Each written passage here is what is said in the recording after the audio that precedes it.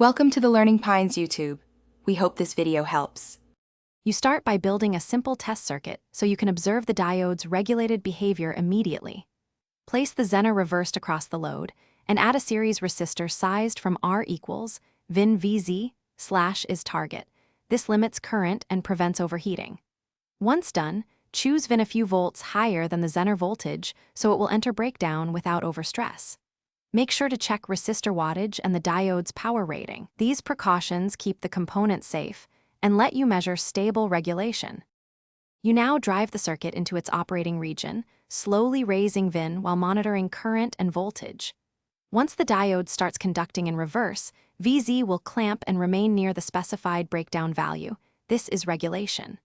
Measure VZ at a representative is test, for example 1/10 of the maximum rated current, to characterize real-world behavior. Also, observe temperature. Zener voltage shifts with thermal coefficient, so make sure results reflect steady temperature, or note how VZ changes as it warms up under load. You finish by confirming stable regulation across the expected load range. Varying the load and ensuring the source and resistor allow the required Zener current.